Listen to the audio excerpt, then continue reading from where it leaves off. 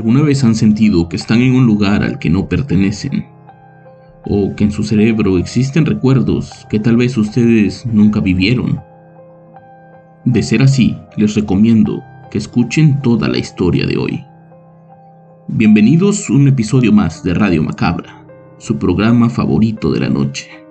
En esta ocasión, vamos a tratar un tema del que poco se habla, pero que cuando lo hacemos, sin duda nos deja pensando mucho más.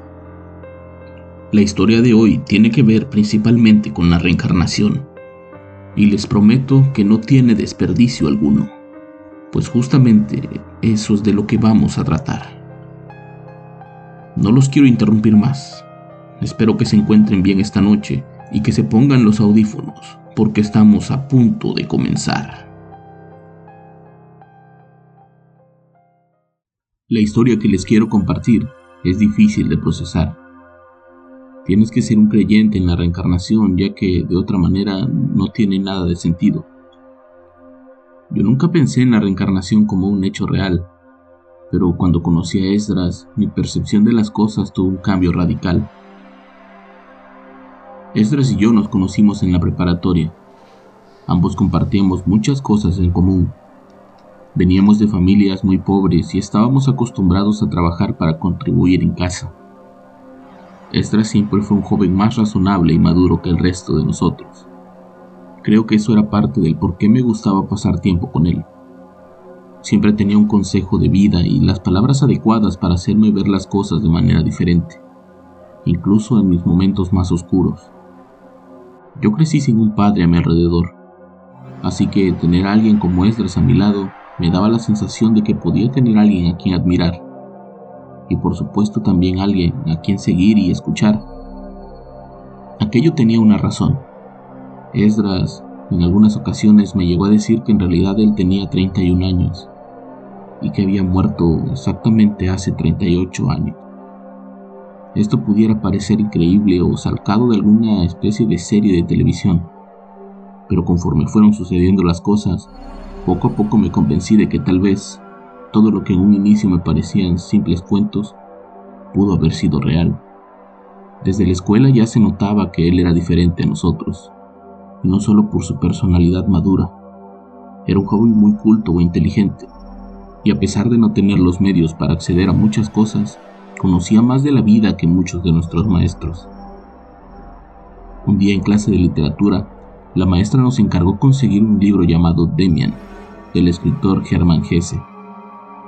Nadie de nosotros conocía ni al escritor ni habíamos escuchado el nombre de ese libro. Obviamente para nosotros no era fácil de conseguir, y por su rareza, la única manera era pedirlo a una de las librerías de la ciudad. Yo no tenía dinero para comprar libros y lo iba a pedirle a mi madre que me diera, que gastara su dinero en algo que para nosotros era como un lujo. Así que una tarde Esdras se acercó a mí y me dijo: «No te preocupes, te voy a dictar un resumen del libro. Me lo sé casi de memoria. Hesse era el escritor favorito de mi padre, y cuando era joven leí todos sus libros». Por extraño que parezca, en esa ocasión mi amigo me dictó poco más de 10 cuartillas como un resumen del libro, haciendo énfasis en las partes más importantes y en las interpretaciones que se le daban a esa obra. Para mí era increíble escuchar la facilidad con la que podía recitar párrafos enteros del libro. De hecho, en ese momento yo no sabía que lo que me dictaba era tan acertado. Eso lo descubrí muchos años después, cuando con mi propio dinero pude comprar ese libro, en honor a Esdras. El día que teníamos que exponer la primera parte del contenido, Esdras pidió ser el primero, aunque como era de esperarse, resultó siendo el único en hablar. Aquel día ocupó toda la clase para darnos una lección sobre literatura y sobre esa historia en particular. La maestra quedó tan sorprendida que en un acto de provocación le pidió que para la siguiente clase le hiciera el análisis de 2 libros de su mismo autor. Obviamente Esdras lo hizo, y de una manera magistral. «¿Cómo es que puedes memorizar los libros así?», le pregunté. «No los memorizo. Los leí tantas veces en mi juventud que de alguna manera me los aprendí. Yo no tenía televisión y viniendo de una familia como la mía, mi única distracción era leer», me contestó. Pero sí tienes televisión. Cuando he ido a tu casa siempre hay alguien viendo novelas. Ya te dije, yo no soy quien tú crees. Afortunadamente, se me dio una segunda oportunidad. Cada vez que Esdras salía con eso, a mí me daba un poco de flojera escucharlo. Sentía que quería burlarse de mí solo por ser un poco más inteligente. Pero había algo en su mirada y en su voz que me hacía no tirarlo del todo a loco. Otra de las cosas extrañas en él era la forma en que trataba a su abuela. La veía de una manera de casi idolatría. La cuidaba mucho y todo el tiempo estaba ocupado de la casa. No le gustaba que su madre trabajara, pero pues al ser estudiante, sabía que con lo poco que ganaba por las tardes, no podía hacer cargo él solo de la familia. La historia de su familia era extraña. Su padre los había abandonado cuando él tenía 6 años. Según él, el tipo, al que nunca se refería como papá, era un cobarde y vividor que no le gustaba trabajar, y que todo el tiempo mentía sobre estar enfermo. Cierto día, algo ocurrió, y el tipo salió de la casa para nunca más volver. Algo parecido había pasado con su abuelo. Su madre creció educada por su madre, ya que el abuelo había muerto cuando ella tenía 2 años de edad, dejándola solas y con muchos problemas económicos. La abuela nunca se volvió a casar, según ella, porque le había prometido a su esposo estar juntos hasta la eternidad. Otra peculiaridad de Esdras era que tenía que cuidarse mucho. Había nacido con un problema en el riñón derecho. Al parecer solo le funcionaba el 30% de ese órgano, lo cual hacía que su vida estuviera atada a medicamentos caros y a una vida por demás saludable. Todos estos detalles sobre la vida de mi amigo no son más que cosas que con el tiempo fueron tomando sentido. Las cosas que yo creía eran meras coincidencias terminaron por darle un sentido a su triste final. Cuando él y yo estábamos en el último año de la preparatoria, me dijo que tenía que hacerme una petición. Quería que le prometiera que si algo le pasaba, yo estaría cerca de su familia. Quiero que cuides de mi mujer y de mi hija, me dijo sin permitirle que yo le hiciera alguna pregunta. Era tal su insistencia que para que me dejara en paz, acepté cumplir la promesa. 2 días después la policía lo atrapó y lo acusaron de la muerte de un hombre en un bar. Al hombre le habían metido 4 puñaladas en el costado derecho, dejándolo desangrarse por completo en ese viejo bar. Los testigos vieron a Esdras y no dudaron en acusarlo. La víctima era un hombre de unos 60 años, conocido por haber sido un delincuente de poca monta en su juventud.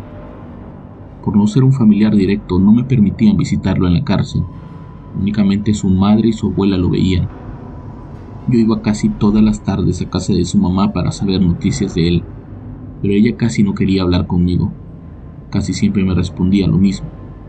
Él está bien, pronto lo vamos a sacar de ahí. Sus evasivas no me dejaban para nada tranquilo, así que comencé a investigar por mi cuenta.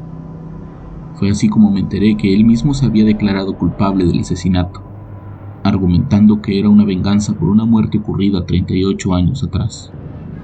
Fue ahí cuando recordé una de las tantas cosas que me decía en la escuela, pues según él, había muerto hacía 38 años.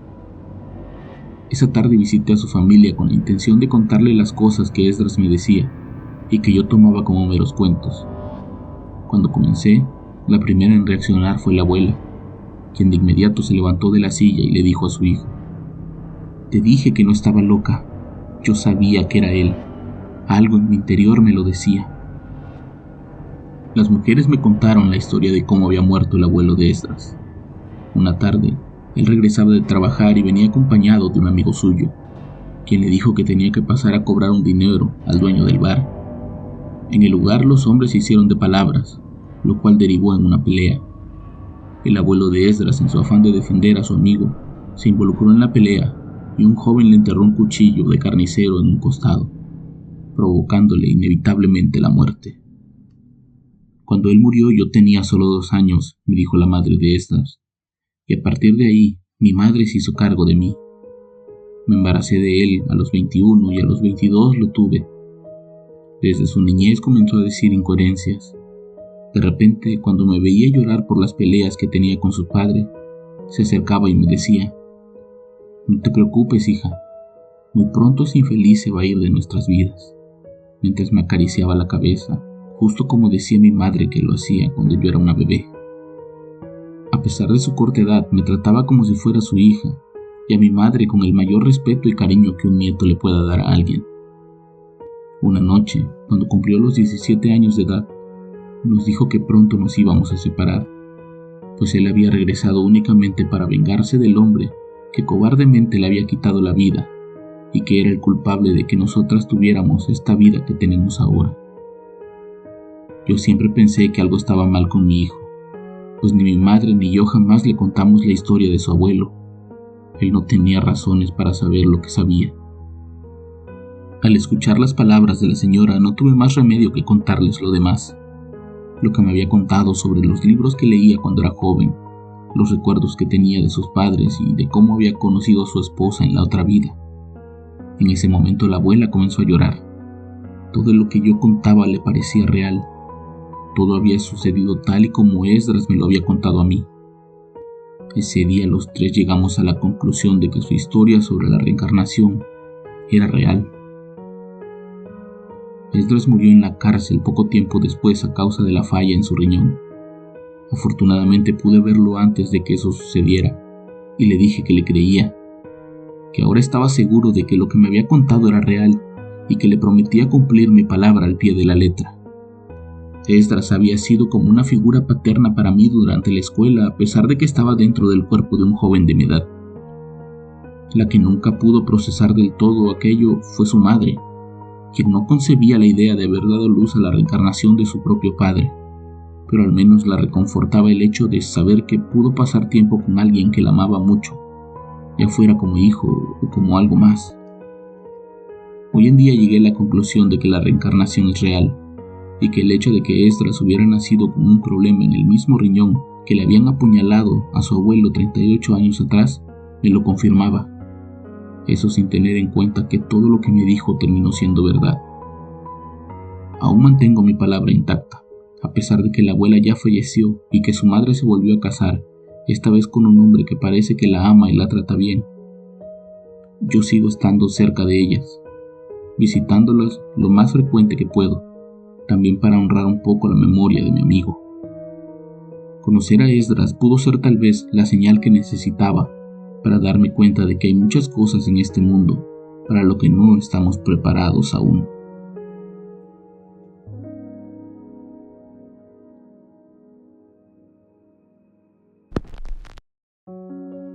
La próxima vez que escuchen la palabra reencarnación, espero que abran su mente a todas las posibilidades que existen en el universo. Yo los espero la próxima semana con más historias, solo aquí, en Radio Macabra. Éxitos que te matarán de miedo. Buenas noches.